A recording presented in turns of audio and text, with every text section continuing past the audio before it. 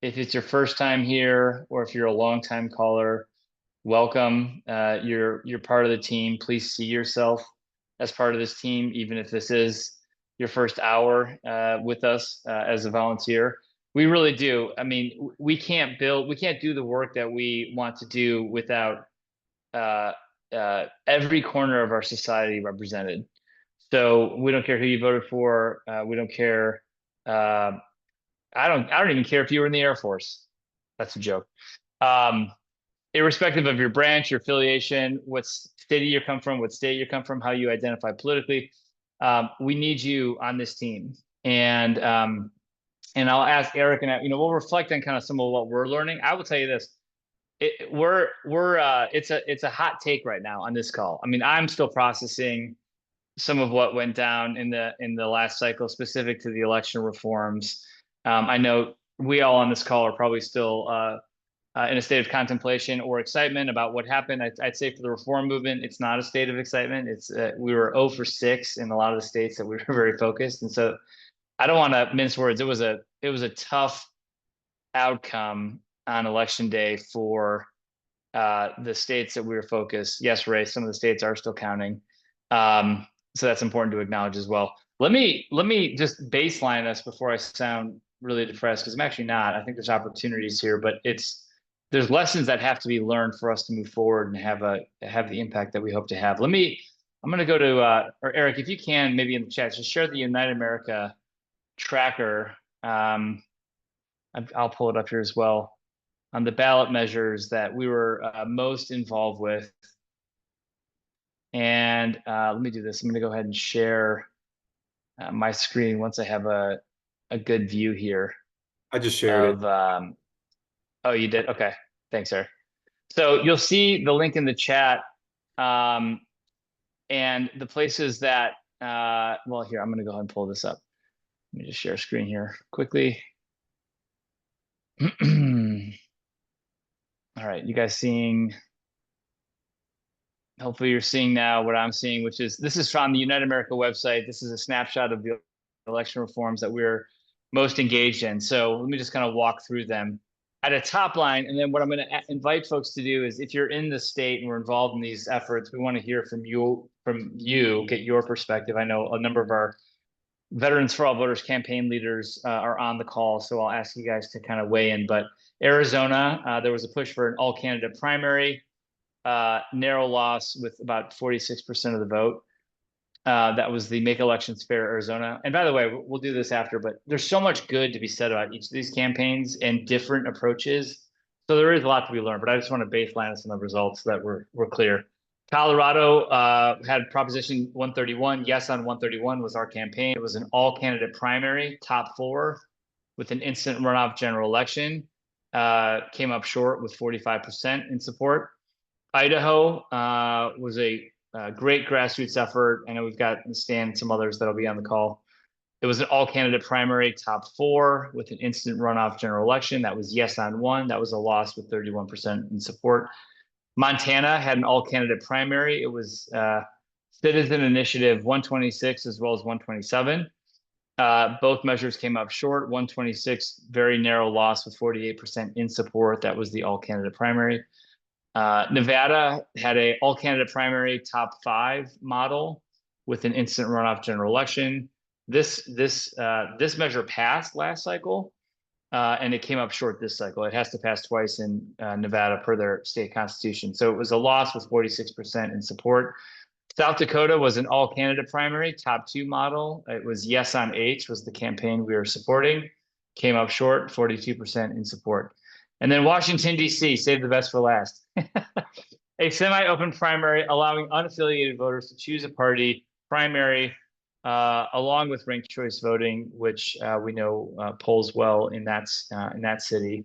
And that was the Make All Votes Count DC effort, which was a win, a great win, with 73% of the vote in spite of significant coordinated opposition from the Democratic Party.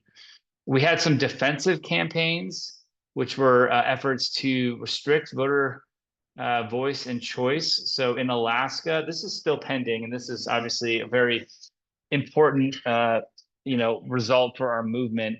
Alaska, as you know, is the first state in the country that went live with the top four election.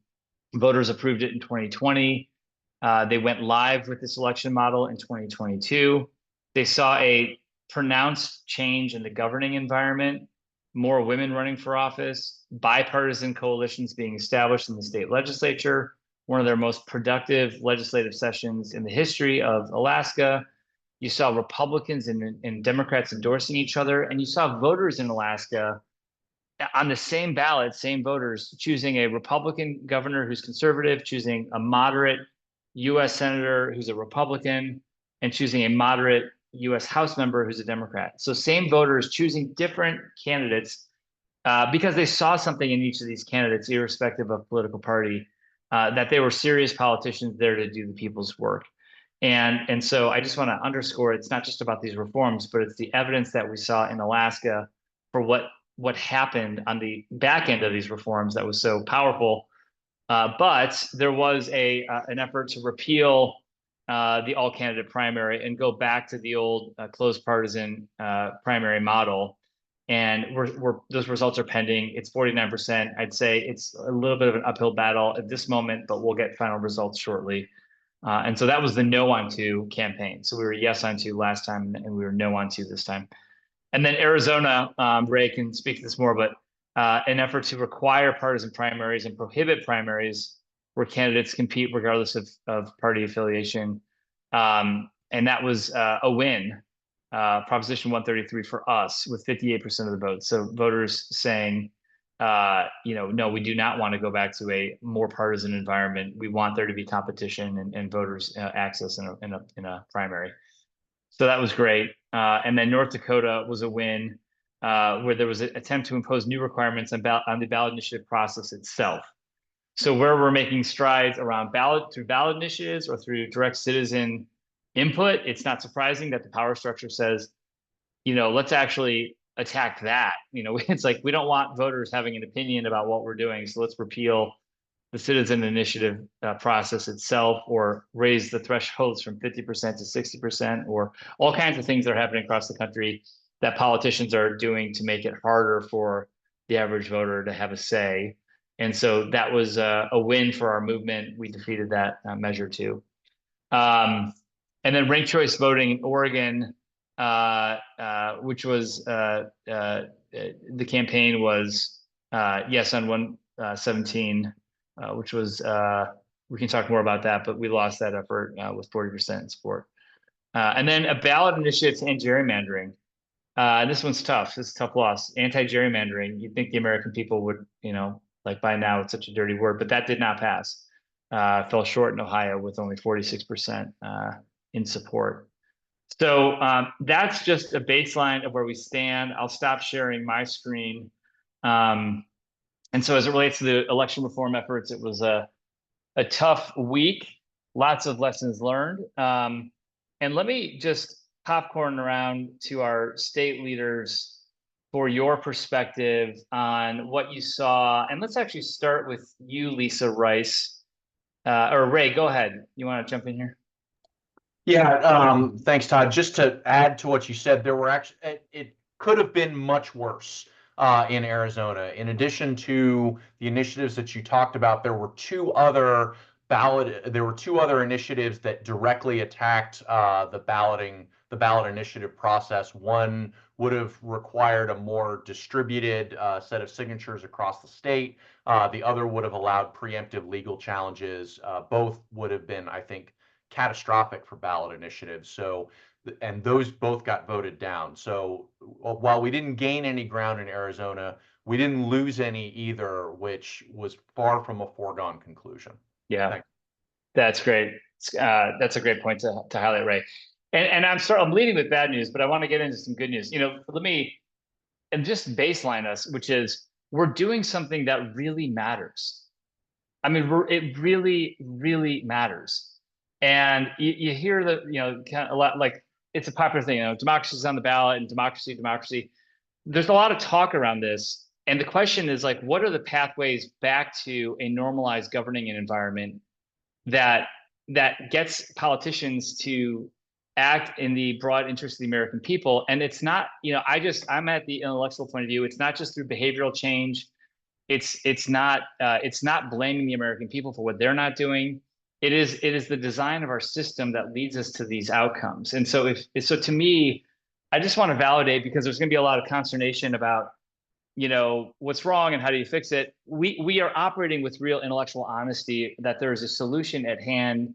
And we can talk about the merits of whether it's top 4, top 5, or whether we should have decoupled open primaries from ranked choice voting. But I think we're anchored on the belief that you're not going to get to a new paradigm if you don't fundamentally sort of alter the systems that determine the kinds of people that run for office and the way in which they govern. People are acting in their rational self-interest up and down the board. So this notion that people are at odds with that is sort of, it fails to understand the system design that we sort of operate under. So I just want to, there's never been a doubt in my mind that the theory of our work is airtight and it's sound, that we're on to sort of the right set of questions and the right set of solutions. So the work here has to be, and by the way, the American people, even though the status quo won, this is important to say, it's not that we lost, it's that the status quo in these states won.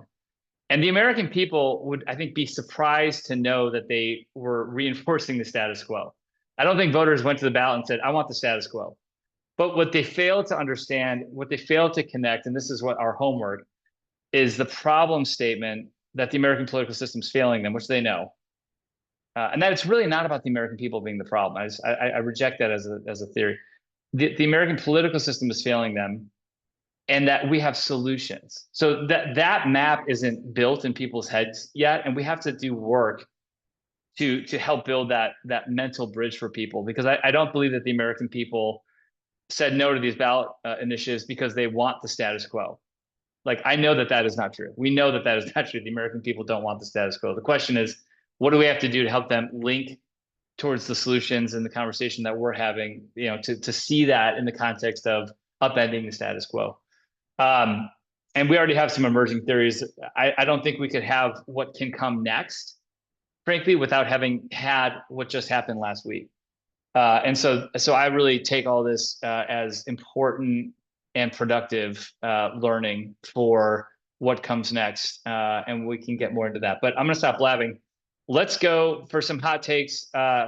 Lisa Rice, we're going to start with you in Washington, D.C., which is a great victory. And then Jeff Carson, I'm going to kick it to you and Brian Schroeder to give us an update on what's going on in Alaska right now. And if you guys have questions, we'll do a quick rip around. I'll ask our state leads to go just a couple minutes, and then we'll open up for everyone to have a conversation and dialogue. So Lisa, over to you. Great, thank you. Hello from Washington, D.C. As I put in the chat, the belly of the beast. So for good or for bad.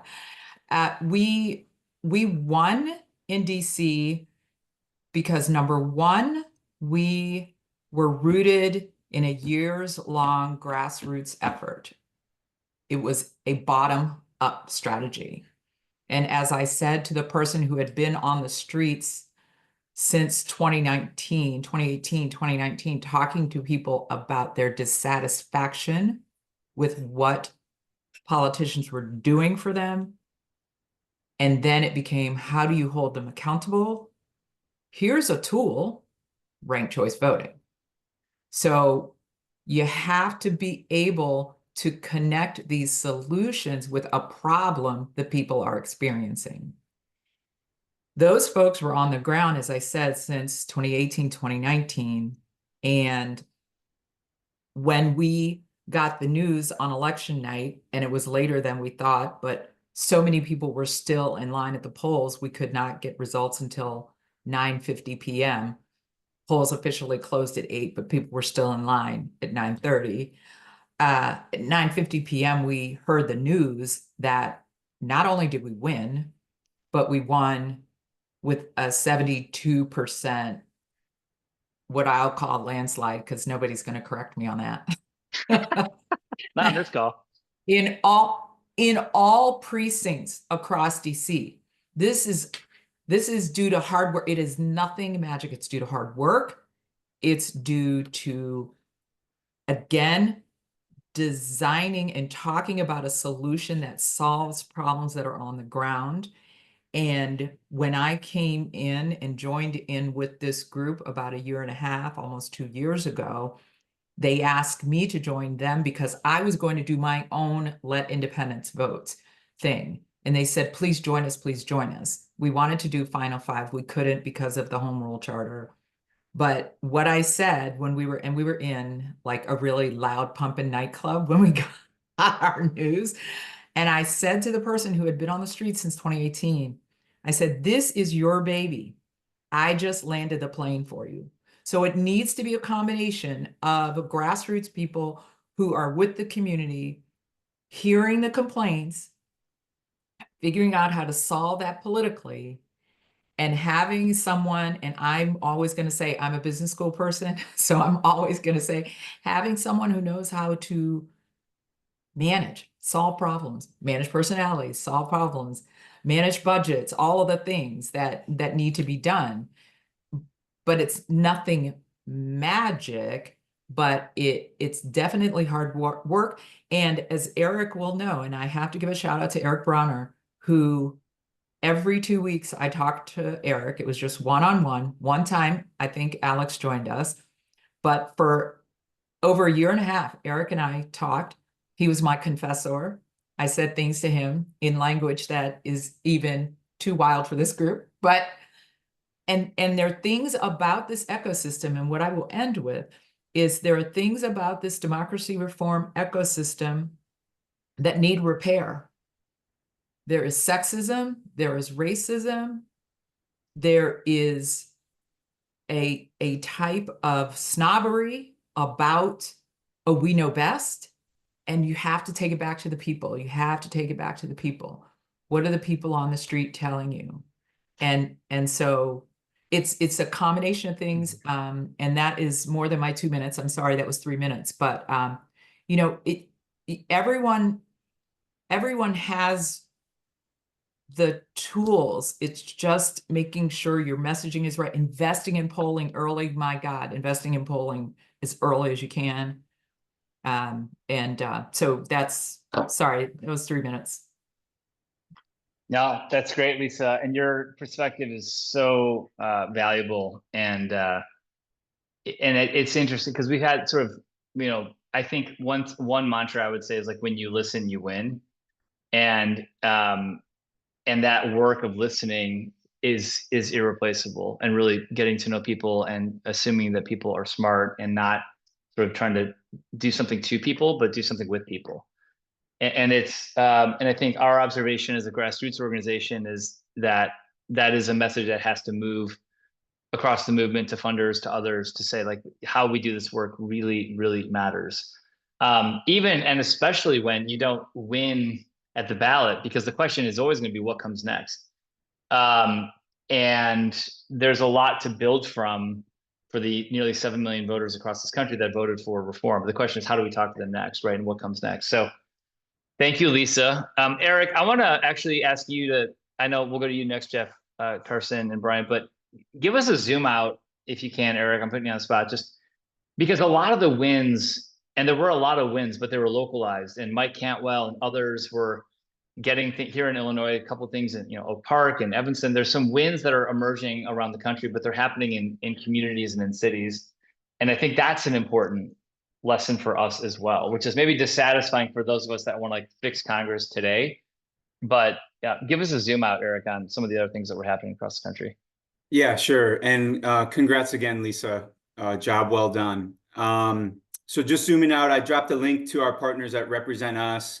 And we have some other partners on this call. I see Alan LaPolice, who's holding down the fort for us in Kansas, and he helps lead American Promise, where if we just zoom out the aperture a little bit, the reform movement actually got a bunch of wins, both as Todd mentioned on the hyper local level, but also if you see this, there was wins in Maine. Alan, I know your team worked on that, on campaign finance reform. There was a big win on independent redistricting commission in Los Angeles. The people stood up for public campaign financing in Florida. And there's other wins. If you scroll down, you'll see. So if you zoom out a little bit, there's a lot of things to give us hope. And something I've heard a number of times this past week, I want to say here, if we look at the marriage equality movement, supposedly there was either 12 or 13 ballot measures for marriage equality in 2004, and all of them failed. All of them failed. So what we're trying to do is not easy. It's not going to be done overnight. It's not going to be done in one cycle. But 10 years later, the marriage equality movement, it was the law of the land. We are within that decade. I am confident of that.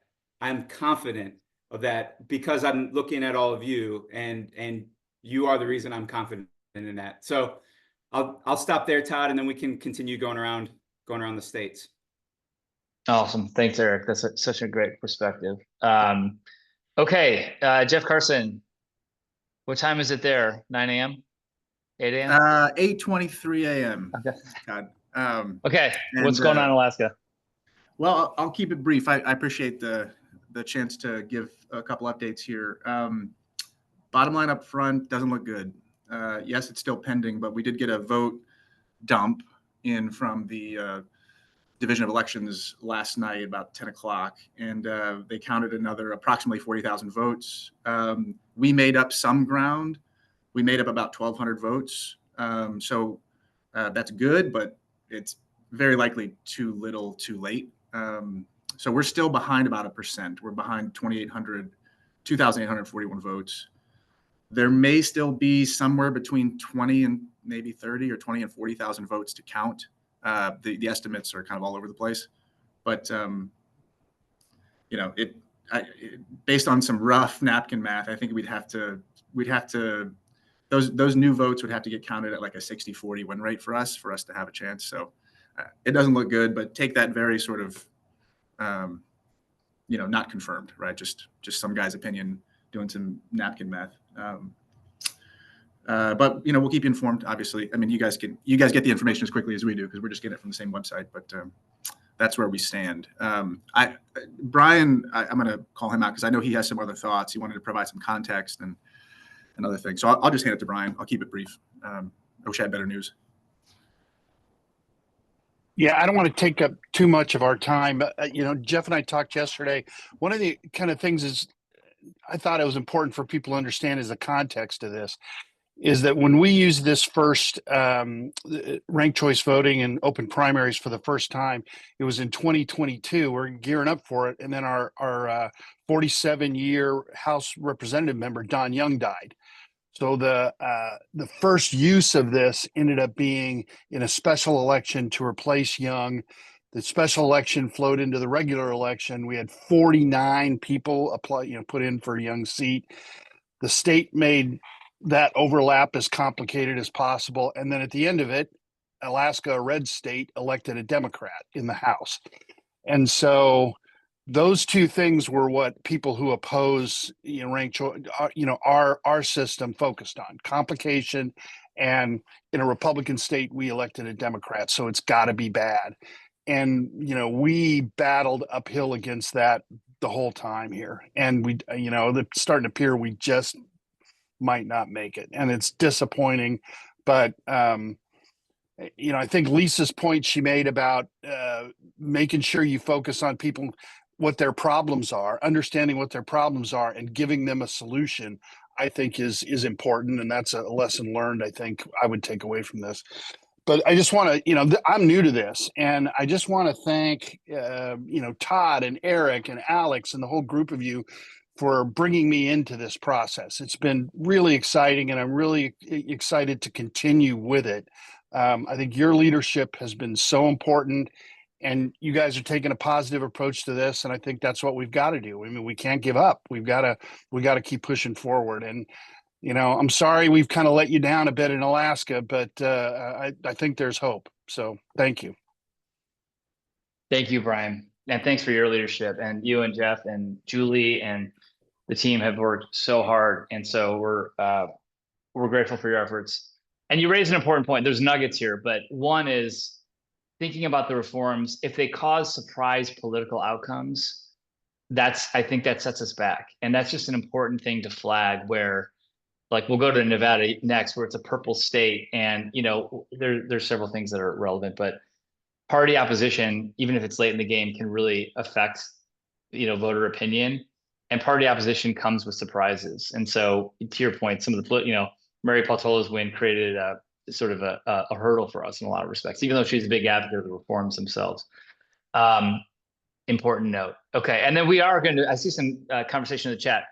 When we get to the ballot initiatives, because this was sort of a big and public moment for us, but there's a lot of work that's happening in legislative states, and there are a dozen or so states that we're going to be particularly focused on in 2025. And that's a different game. It's a longer game. We've got Wisconsin, we've got New York, we've got some other places that have been playing that long game. We'll get that perspective as well, because I think that playbook is different, frankly, than how we would do a ballot initiative in the state. Okay, Brian, thank you. Let's go to you, Brandon Moody, for just a quick perspective on Nevada. Yeah, as you guys know, it was a ballot initiative. We had won with 53% and we lost 47, but then this year we lost 47 to 53. So it was a flip. That doesn't tell the full story, because in the 2022 election, we had just under 1 million total voters, and this time we had 1.4. So a 40% increase in voter turnout. If we looked at the new voters who came in, we were able to bring in 100,000 more new voters. They were able to bring in about 200,000 new voters that were against. As Todd is mentioning, having partisan opposition is always tough. And in our case, we had it on both sides. We knew very well that the no opposition was coming, and it was coming big.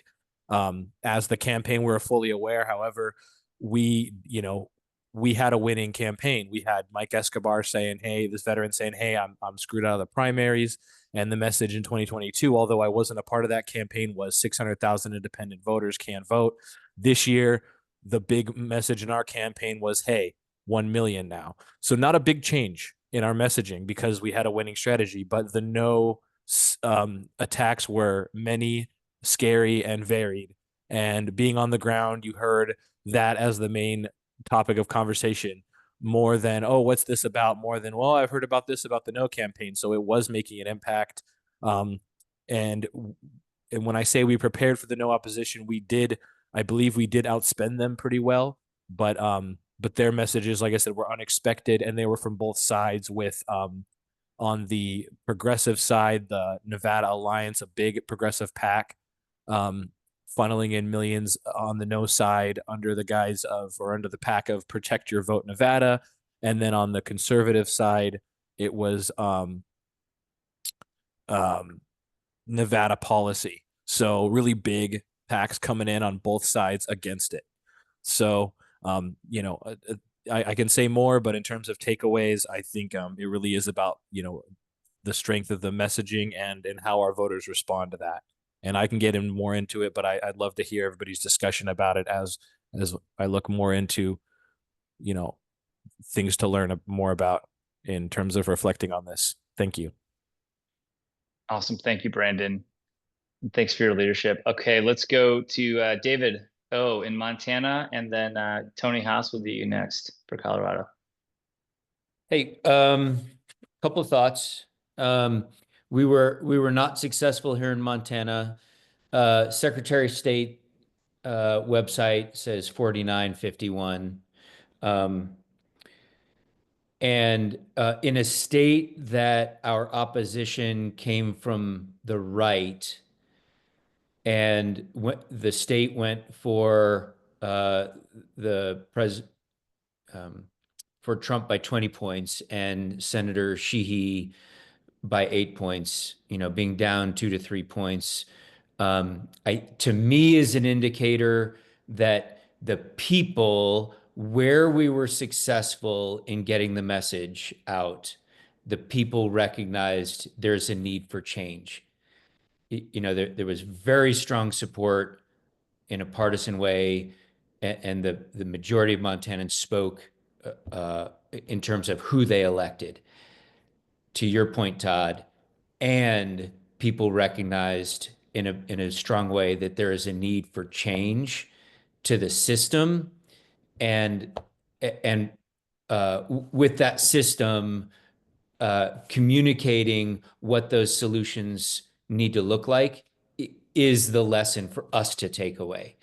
To that point, a couple of lessons. There was a huge divide in Montana between what counties went for the reforms and which ones Let didn't. let me check real And fast. We just had an update to our internet, and Hey, Ben, you're unmuted, brother. so a lot of the times, Hot so mic. the computer, like, there we go. Okay, we got to mute. Thanks. Yeah, Keep going, Dave. no worries. Okay, so there was just a big divide between Montana urban, we're still very rural, Montana urban and rural population. We only won 8 counties of the 56 in the state. And the majority, there were 2 populations that went for them. That went for the reforms. One was larger communities, Missoula, Helena, Bozeman, those counties, and First Citizen counties dominated by First Citizens, Native Americans. And that was because in those communities, there was a strong ground game, in my opinion, where we didn't get support in the 44 other counties. We just didn't have representation. And I think that speaks to where we are very different than what Lisa went through. Is we have a tyranny of geography. I live essentially in the middle of the state, and it still takes me 8 hours to drive to some of the corners. And so, the time that it takes, we got into this very late, and the time that it takes for us to hit a county, hit other counties, get back to that county, re-engage, and build those roots so that people in those communities are then talking about it at coffee shops and advocating for it with their friends, et cetera. It required more time, and we didn't have that infrastructure in place. One of the other lessons we learned was, just how people in Montana get their information. 70% of Montanans get it from their phones. And I don't know that we did enough to simplify when people heard about open primaries. I don't know that we did enough to simplify if somebody did a Google of CI 126, that the right information would pop up to them. And that'll be one of my takeaways in the AAR. One of the things where I think it really gives me hope is that in Montana, we know that 40% of Montanans identify as independents. And we know 50% of military folks are independent, 60% of youth are independent, identify as independents, and really doubling down and building messages so that we layer messages to those populations, I think will really be helpful. And then the last thing, one of the last big takeaways was, and this is my military side speaking, the enemy has a vote, right? In the last 3 weeks of the election, the opposition dumped a lot of money into opposition, and it was super simple. The messaging was really basic, and it took us from 5 points above water to anywhere from 5 to 9 points underwater. And it took us a while to pivot and respond to some of those messages. And once we did, it equaled out, but it was just late. So I think that for all the states in the future, thinking about A, the enemy has a vote, and B, how do we be nimble enough with our messaging to get ahead of that and respond effectively to those messages, are some of the big takeaways. Yeah. Thank you, David, for that perspective. Tony, we'll go to you, and then we'll kind of move quickly. Stan, I'll ask you to offer a comment on Idaho, and then I think that will complete our around the horn. But Tony, over to you then, Stan. Yeah, and I'll be try to be quick. I won't get too far into the weeds, right? But in Colorado, I think we made a lot of assumptions that proved to not really mean the things we thought they were going to mean, right?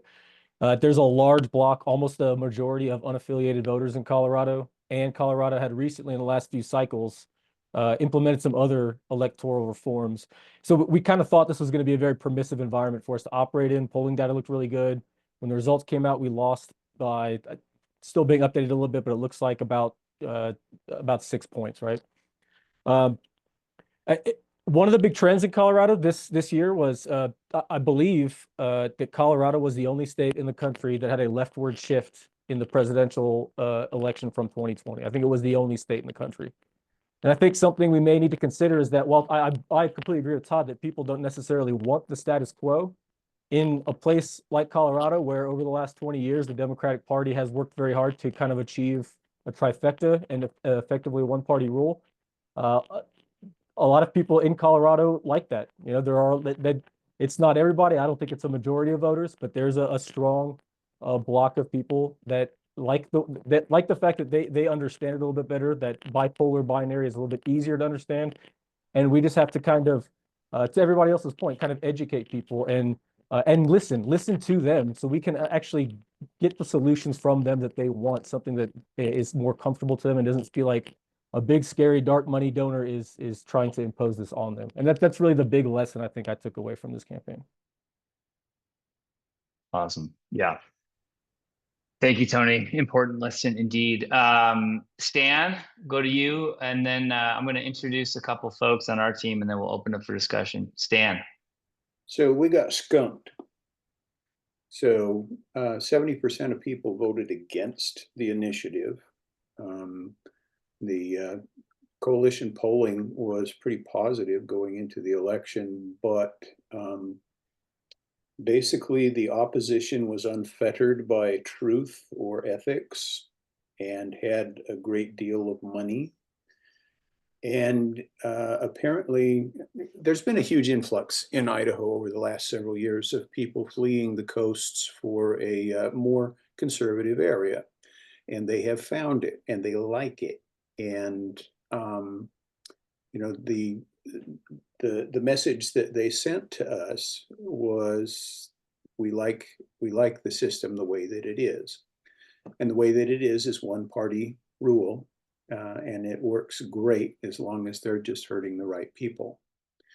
So our concern is that prior to the election, we had a pretty divided Republican Party. We had, you know, a bunch of moderate Republicans and we lost a number of those in the election to right-wing candidates that were fielded by the Republican Central Committee.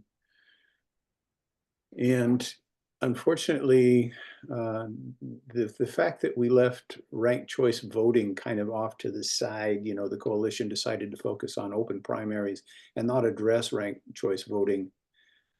That was an own goal. I mean, they used ranked choice voting as their wedge against us. And most people really like open primaries. They really distrusted ranked choice voting. And it didn't seem to disturb them that their party leaders were telling them that they were too stupid to understand the process. So, you know, our organization is having our bi-weekly meeting this afternoon, and we're just going to have to talk about the way forward. We united the Republican Party, unfortunately, and that it remains to be seen how that's going to play out in the upcoming legislative session.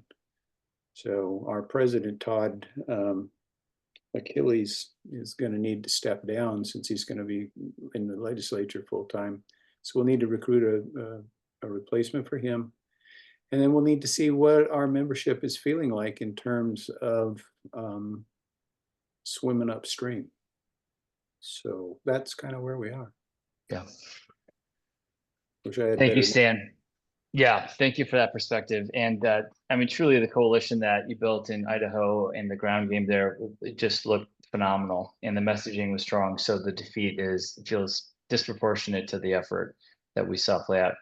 I'm gonna do one kind of interjection here, which is I wanted to introduce two of our new team members who I wanted to do this at the start of the call and we kind of got into it right away, but Hamp Lee the third, recently retired Air Force veteran. Hamp, I'd love for you to introduce yourself to the team. We're super excited to have Hamp on board, and he's already just done a phenomenal job adding value. So Hamp, if you will, please. Oh, yes. Introduce yourself. So, Hamp Lee III, originally from Compton, California. I am a 30-year Air Force veteran and just serving on the team as Director of Growth. So just handling some of the grants and some of our strategy moving forward as we begin to build on our deep conversations and building on our civic engagement. So definitely glad to be a part of the team and looking forward to 2025. Thank you, Hamp. Phenomenal guy. I look forward to everyone getting to know Hamp better as we have, and Hamp's already made an indelible contribution, so thanks, Hamp. And we have another new member, Reagan Anderson. Where are you, Reagan? Right here. Okay, Reagan, recently separated from the Marine Corps on, check this out. I'm going to steal her punchline, but Reagan's last day in the Marine Corps was November 9th. On November 10th, she, of course, celebrated the Marine Corps birthday. And on November 11th, she hopefully got a free lunch somewhere for Veterans Day. So she's had a big week, and she's been a phenomenal new member of our team. Reagan, if you would, please introduce yourself to everyone. Thanks. Yeah, I'm Reagan Anderson. I grew up in Portage, Wisconsin. Spent 6 years on active duty in the Marine Corps. And like Todd said, just got out off of active duty on the 9th. So yeah, big weekend. I got my free dinner at Chili's on Veterans Day. So that was fantastic. But I initially joined this team through SkillBridge and hiring our heroes as an intern, doing social media management work. And that's what I do now. I'm working full-time for this team, and I'm so excited about it, coming up with new communication strategies and messaging for this upcoming year, really focusing on social media and pushing out our message and our mission. So I'm also really excited.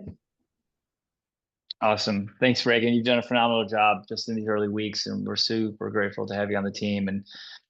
And messaging will be a priority. Lisa, I saw your hand up. I'm going to go to you in a second. And anyone else who's got questions, commentary, this is now open for discussion. Lisa, if you still have that comment, I want to go to you, because I do think messaging and being explicit, if ranked choice voting is on the ballot, not trying to hide the ball, what would you add to that, to the comments that Stan said, from your perspective? Yeah, and what I wanted to say to Stan is our opposition, one of their key messages was that it's too confusing.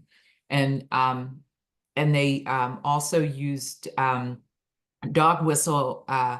It's too confusing for seniors and people who live east of the river. In Washington, D.C., east of the river has a higher Black population and a higher poor population. And so there's this veiled messaging that basically older Black people wouldn't understand it, which I said, as a Black person over 60, I have an objection to that statement. But we really proved them wrong, because we hired someone to just focus on east of the river. We hired her early when we were still collecting signatures, which most experts will tell you, no, wait to form your coalitions later. No, we sent her into senior centers. She visited, I believe, is about 10 senior citizen centers 3, 4, 5 times over 8, 9 months, and talked about ranking things and how you rank things and blah, blah, blah, and how this relates to ranked choice voting. Explained it. People got it. One thing that I want to say to Stan is we developed really succinct messaging that is not like a Board of Elections will explain ranked choice voting. And we did that in the streets, and we took it to people, and we had it on paper, and we proved our opposition wrong every time. So there's hope, Stan, there is hope. One thing the reason I raised my hand actually was for Todd. I wanted to let you know that I reached out to a friend who lives in Fort Collins, and I said, how did you vote on that ballot initiative? And her question, and she's very politically involved, she said, what ballot initiative are you talking about? And so I said, did you see signs? Were there signs up? Did you, and I'm going, I'm peppering her, poor thing, over the phone. And she said she wasn't aware there was a ballot initiative. So, and I would think that Fort Collins would have been a place, Todd, that you guys would have hit. So I don't know Yeah. what might have happened there. Yeah. Todd, Yeah. if you- I know that yeah, go ahead, Tony. Sorry, I was gonna say it because I'm out here. So we were fairly active in Fort Collins. To your point, Lisa, you're absolutely right. Like the campaign did not prioritize the sort of traditional things like lawn signs and like pounding the pavement, canvassing. That really was not prioritized by the campaign. It was a robust like it was a robust media campaign. It really was. And the ground game, especially outside of the Denver metro area, was fairly limited, to your point. And I think that's something that's going to come out and the kind of continued sort of postmortem discussion we're going to have in. Okay. Yeah. Yeah. That's all I had to, I just wanted to ask those two. Well, say one thing to Stan and ask Tony one question. Yeah. No, thank you, Lisa. Can I jump, Greg?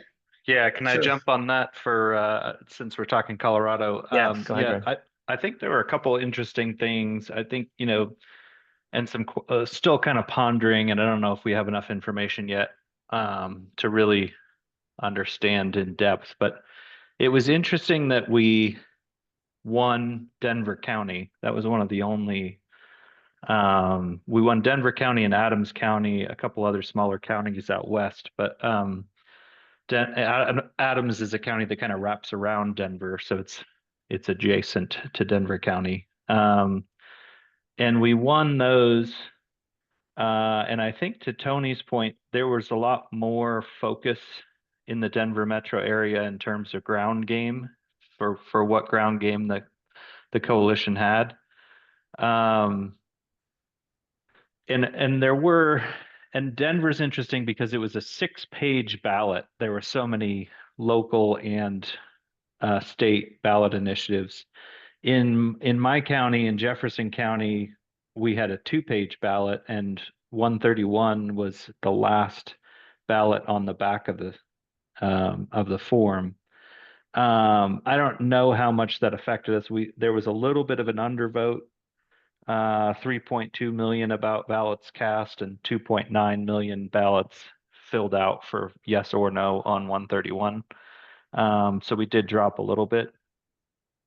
But yeah, I mean, it was interesting that we didn't do better in some of the other metro suburban counties compared to Denver and Adams. But I also, I think the big question in my mind, and this kind of goes to the strategy for the team, is I think in Colorado we had such a, the Kent theory, who drives the boat for behind Unite America and a lot of the national effort. The no campaign really made it about him and some other. We had the Walton family and some other big billionaire donors donating millions of dollars. The amount spent on this effort was unreal. But then we had like the Colorado Education Association, which is a super influential teachers union in Colorado, came out against. We saw a lot of the no effort come out in the last 3 weeks. Very, not a lot of response to our early ads and stuff, and but really kind of came out with their blitz at the last minute. But I'm just kind of sitting here wondering, like, were we too centralized in being very tightly integrated with the Unite America campaign, with the some of the efforts that were all kind of on one message, one group, one kind of all following in line, and not getting more of our own face time out there for groups like ours, that we had a message and we're part of the Yes campaign. And just kind of thinking of like, what would we do differently if we put it on in 2026? Would we organize differently? Would we kind of stay arm's length from some of the other coalition groups? Would we, to Lisa's point, were we too reliant on a top down? We had a lot of money and a lot of TV ads and not a lot of time getting out there and talking to folks in the kind of town halls and the coffee shop settings and the retail politicking. But yeah, thinking that's kind of where my head's at in trying to do our own early post-mortem here. What would we do differently next time? Yeah. Thanks, Craig. In Nevada, last time is kind of interesting because it was a heavily funded, I'm going to editorialize here, but it was a heavily funded campaign without a significant ground game, my observation. And it won. And I think that inspired people to say, oh, you can just dump a lot of money in and get victories. And I don't think that's true. In this cycle, I mean, we didn't really believe it last cycle when that happened and it was successful. I thought, oh, maybe that's not, aberration. But I think, our emerging point of view is you got to do this work. You got to listen to people. You got to respect them. Don't try to hide the ball. Do the deep education. Maybe decouple open primaries from ranked choice voting if we know that one is popular, the other is not. Like take a longer view of kind of the change that a state can go through. And think about local wins. Part of our belief is like we do this work not because we're interested in political outcomes, but because it leads to better representation for people. But if you look at the 6 states, they're disproportionately kind of Republican states. So it appears to have a political agenda as to why this is disproportionately happening in Republican states. And so I think wins in places like Washington, D.C. and other cities and blue states is important as well. So anyway, there's more there. But Tom, let's go to you and then Brandon in our last 5 minutes here. Hey, Tom from Minnesota. We had a win up here. We've got 5 cities that have ranked choice voting, and there was a voter initiative in Bloomington to repeal it, and they narrowly defeated it. So we're keeping it in Bloomington. Bad news is that we've been trying to get to ranked choice voting for all the rest of the state at local levels, and that got defeated by 2 votes in the last session. And we were hoping to pick up some exchange of representatives that would help get that passed next session, and it looks like we probably went in the other direction. So that doesn't look good. The one thing I'm going to be working on is we've got a wedge issue here that I'm hoping is going to break open the discussion on open primaries. They used to have caucuses here, and in 2016 they changed the law to make it presidential primaries. The political parties control state elections because they've got closed conventions where they pick single winners that get on the primary ballot. So all these conventions happen before the primary. So the primaries are largely uncontested. And then gerrymandered districts pick like 90% of the rest of those. So parties are really controlling local elections. They lost that control by changing the presidential primary. So they enacted a law that said that voters have to sign an additional oath when they go to an election saying they believe in the party's principles to vote in that presidential primary. That statement is explicitly prohibited by one of the articles of our Minnesota Constitution. So most legislators don't even realize this, don't know this. So I'm pushing this issue with the hope of repealing that portion. It's a party protectionist provision that was put in law for the presidential primary. And by repealing that, we're going to break open the discussion on how are we going to do primaries in Minnesota. So I'm hoping to push that wedge and open the discussion. And then hopefully with that opening, we can work on getting open primaries here. Thanks, Tom, for your leadership and those insights and celebrating those municipality wins in Minnesota. That's good stuff. Okay, Brandon, I'm going to give you the last word, and then Eric Bronner, over to you, sir, to close this out. Thanks. Yeah, I just think I want to just think of this more macro. I come from some sales background, and a lot of times I have, my talking points, but I'm getting a no opposition.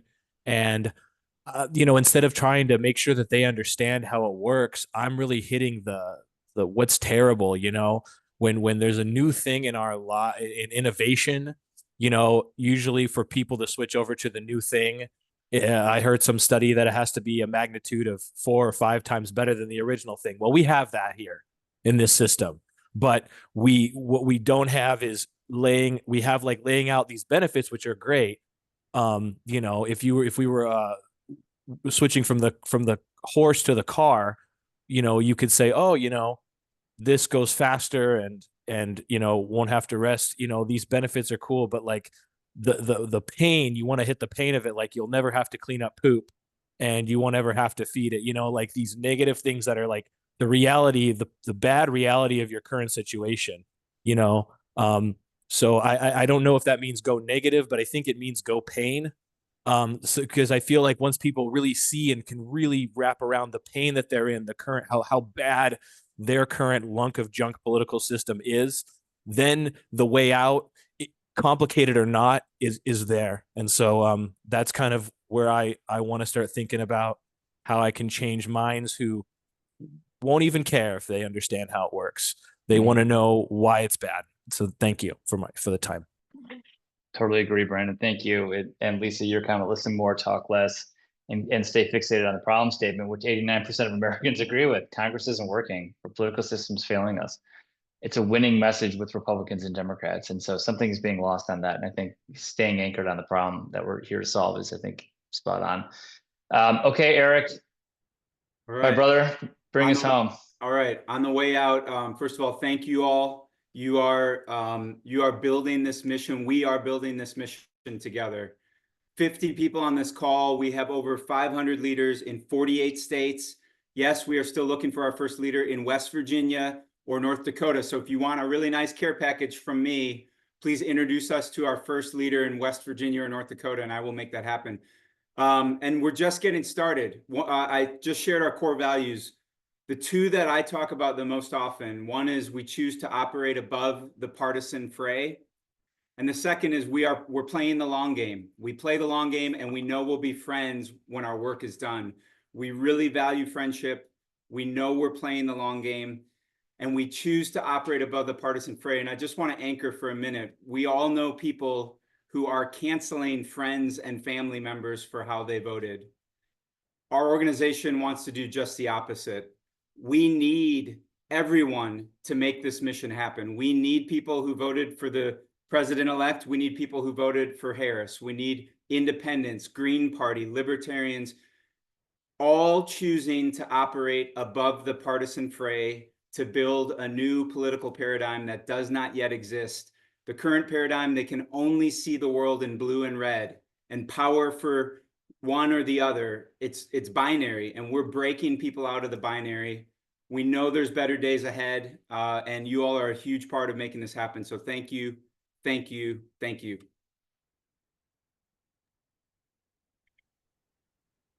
Thank you, Eric. Let's get this going. More to come in 2025 as we articulate our strategy. We'll be sure to share that with all of you, involve you in all of that. And I think there's a lot of work that can be done because now is when the political industrial complex goes home. They have nothing to get from voters. And what will be different is how we show up now after the election and continue to be interested in what our fellow citizens think. That is what they're not used to, our opportunity to come in and listen and say, yeah, I know that that's over, but let's just talk about how you think it's going. I'm still interested. What a novelty and what an opportunity for us. So more to come from us, but thank you everyone for your efforts, and reach out to Eric and I or anybody else on this call if we can be helpful. Better days are ahead, to quote